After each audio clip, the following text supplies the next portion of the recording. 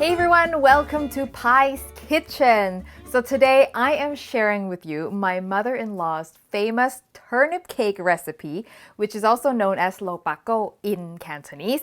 Now, my mother-in-law is so well known for this dish. She makes an awesome version of it, and we all in the family look forward to it every Chinese New Year. So this year I thought I have to get this on camera so this recipe will never get lost because it's too good. So I went over to her house, watched her make it because of course she doesn't have anything written down, and I filmed her make it so that I could now make it and share it with you. Yay, long live the lo bako recipe.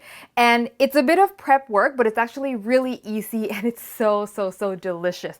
And also for next week, I'm going to share with you how Thai people eat these turnip cakes. So we have our own little thing that we do with the turnip cake as well. So if you love turnip cakes, stay tuned for next week. All right, let's get started. So even though this recipe is commonly translated in English as turnip cake, you don't actually use a turnip. You use a daikon radish, which I have here peeled and shredded into strings. So what I use is one of these Thai julienne peeler, which makes it really fast, really convenient, but you don't have to use it. You can grate it with a grater, but I prefer this because it gives a bigger strings and you get more of a texture in the daikon cake at the end. Or you can also just hand chop it. So I've got some that I hand slice over here. And then you just get little juliennes and you can make it a little bit bigger if you like things a little chunkier. My mother-in-law, she makes a huge batch. Like she'll make 3 times this amount. So what she'll use is a food processor with the grater attachment and she just runs the daikon through. That we're gonna set aside. Let's talk about the things we put in the lo bako. These wonderful dried products over here. Dried shrimp is pretty classic. You probably want to have that. I've got some dried shiitake mushrooms, some Chinese sausage, and some dried scallops. So the dried scallops is expensive. So I'm making a bit of a luxury lo bako here because my mother-in-law always does it. If you don't have it, can't find it, do not worry about it. If you just have 3, you'll be totally fine. And what you want to do is you want to soak these 3 dried products in some hot water until they're completely hydrated. Give them at least a few hours. The scallops will take a longer time. And then what you do with the dried shrimp is you just roughly chop them. With the mushrooms, you just finely dice them.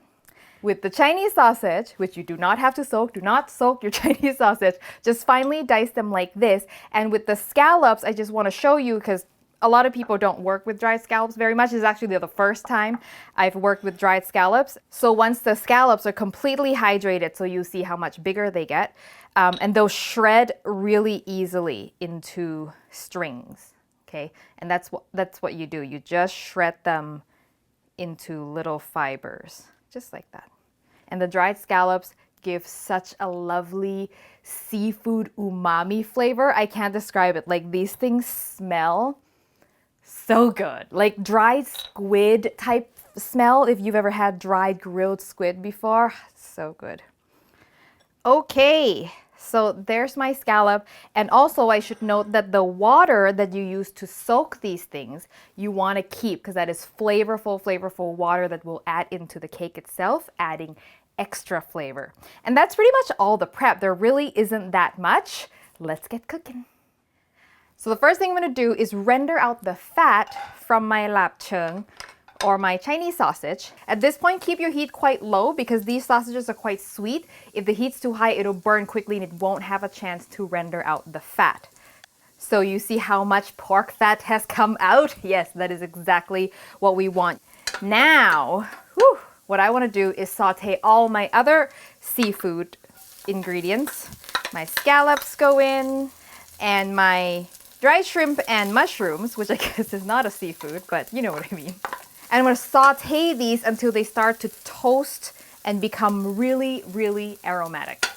If you hear the word turnip cake and you've never had it before, you might think, as I initially thought, that sounds terrible, like a turnip cake. The 2 words that you don't expect to be next to each other, right? But when you have it, it's like, oh man, like that is so good. And this is the reason why it doesn't just taste like you're eating a turnip. Ooh, and when they start to pop, that's how you know they're starting to get to where you want it to be. Whew. All right, I'm gonna turn this off now and get it out of the pan. So in the same pan, I'm gonna turn the heat back on. I'm gonna add the daikon now. Woo. And now I'm just gonna toss this around until it's wilted slightly. So you can imagine when my mother-in-law makes this, she makes 3 times the amount of what I have now. So whenever she makes it, it's like a big production. So I took her recipe and scaled it down so that it's a little more manageable. Okay, so it's wilted a little. I'm gonna now add all that soaking water that we saved. So the water from the mushrooms, the scallops, the dried shrimp, add all that in. Just watch the bottom. Sometimes there's a little bit of grit and dirt that comes out of those dried products. So I always never pour all the way to the bottom because I don't want the little pieces of grit. And now I'm gonna let the daikon cook until it's completely done, basically until it's nice and soft. Takes about 7 minutes, maybe 10 if your piece is a little bigger. I'm gonna cover it with a lid that's barely big enough and keep the heat on low. And I'm gonna come and stir it every once in a while just to get it redistributed with all the juices.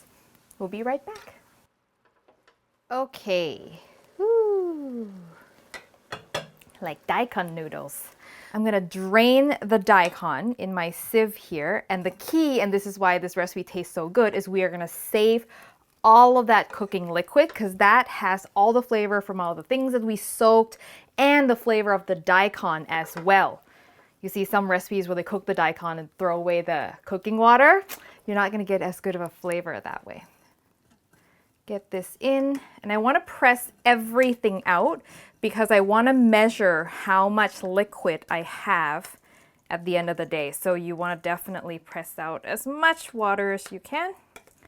I mean, it doesn't have to be completely dry, but you want to get it to a point where, you know, you lift it and there is no water just pouring out anymore. I'm still getting some drips, so I want to press that out. Okay. The daikon goes back into the wok.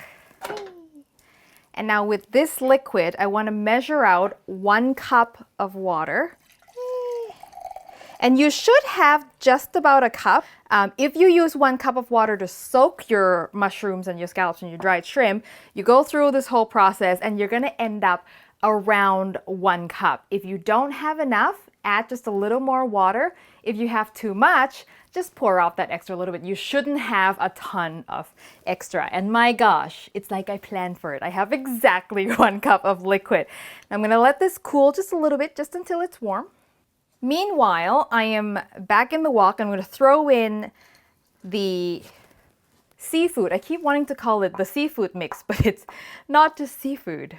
There's pork and mushrooms in there. And I'm gonna use this time to get everything tossed together, evenly distributed. And my heat is off at this point. I'm just mixing. So my daikon juice, which sounds delicious, has cooled down a bit, and you just need it to be not hot. So if it's still warm, that's okay. Okay, let's talk the cake part. So the flour that we need is going to be rice flour. Comes in a red bag like this. Any Asian grocery store should have it. And also I'm going to add a little bit of tapioca starch, and that's going to give the texture a little bit more of a bounce. Rice flour alone is totally fine. If you don't have this, you can do all rice flour, but it will be softer, shall we say, which you might prefer. So try it out if you don't have this. And so I'm just gonna mix this into my daikon juice here. And we mix the flour into the water just so it then distributes more easily once we mix it with the daikon. And with a mini whisk, we're gonna give this a stir until there are no more lumps. And this is why you didn't want the liquid hot, because then your flour would cook in that liquid if it was piping hot. Okay, so now that goes into the daikon. My heat, by the way, is still off, so I can take my time doing this.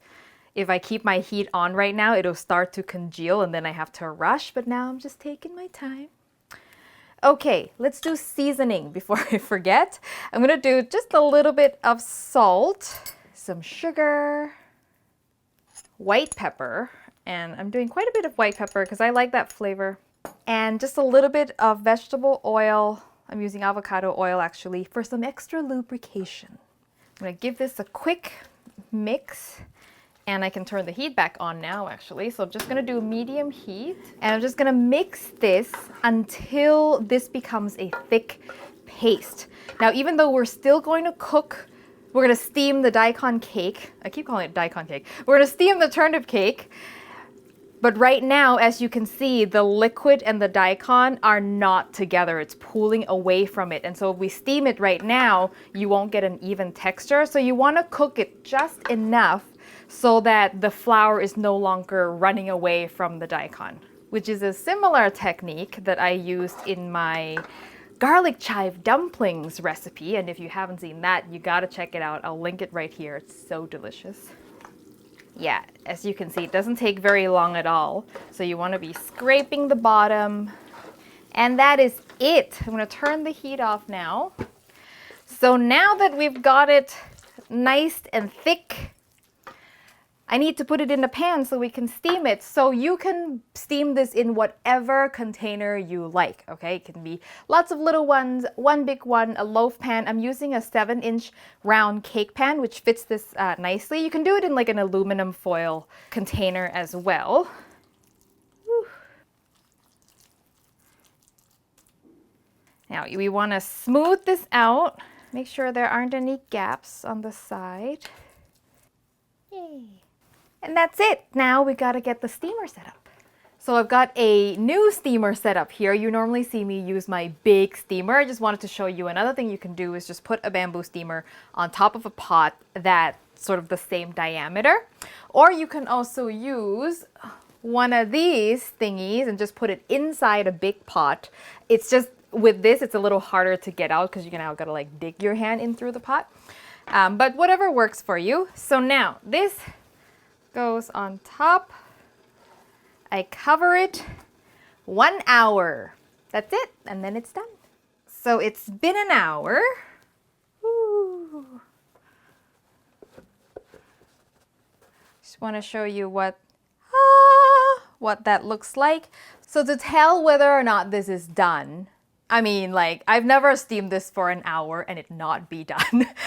So if you're making this size, you can be sure. My mother-in-law makes 3 at a time, so she steams it for an hour and a half because there's just more stuff in there.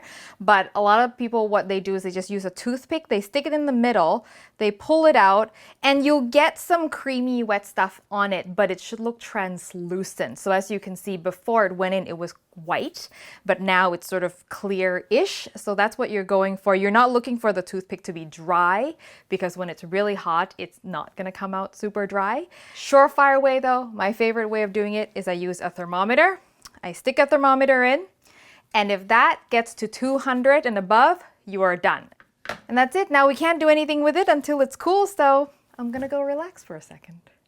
So my lopako has had some time to cool. You want it to be completely room temp. It just makes it so much easier to cut. If it's still warm, it's just a little jiggly, okay? So I'm gonna run a flat something or other along the sides. So what I'm showing you now is how to eat this thing, dim sum style. Now let's hope it all comes out. Ta-da! See, that's why you put parchment paper on the back. And now I'm gonna just slice this into really whatever shape you want. So what am I gonna do here? Let's do inch thick slices.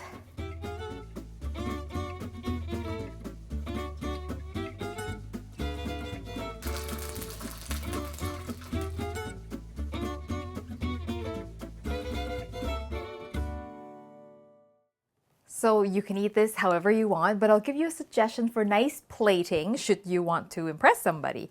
So I just find that shingling them make them look a little bit better than just sticking them straight on a plate. And then if you want, a little greenery is always nice, you know, random green onions always saves the day. I usually eat this with some soy sauce and also some hot sauce, like a sriracha or something. So let's see. Whew.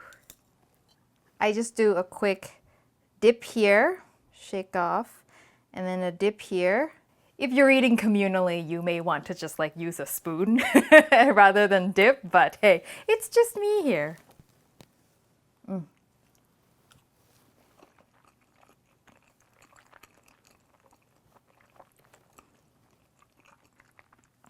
Perfect. Just perfect. And because I know I'm gonna eat this with soy sauce, I made the seasoning of the, I shouldn't say my mother-in-law, because this is her recipe, like word for word. I didn't change anything. She makes it so that on its own, it's a little mild, but with a light dip in the soy sauce, you don't want to overdo it. It just reaches perfection. A little tartness and spiciness from the soy sauce. The texture of this is perfect. It's creamy, but with that little bit of tapioca starch, it has a little bit of a bounce to it. Not too much, but it's not mushy. And you can, there's a lot of stuff going on because we put like the lapchung and the dried shrimp and the mushroom. So that gives it a lot of texture as well. I mean, to be really, really honest, when I first came across this dish and it was like turnip cake, daikon cake, that does not sound good at all. But when I tried it, and I was like, oh my God, like this stuff is good. And it's hard to stop. A lot of times I'll have this with eggs for breakfast as well. So I hope you give this a try. The recipe, as always, will be on hotthaikitchen.com. And if you want to join us on Patreon and have access to some extra bonus content, you can check out all the details in the link below. And if you haven't subscribed to the show, make sure you do so you don't miss a recipe. And click the bell icon as well so you get a notification when I post a new video. Thank you as always for watching, and I will see you next time for your next delicious adventure. My mom made turnip cakes with actual turnip. Really? They were awful. Well, for me as a kid.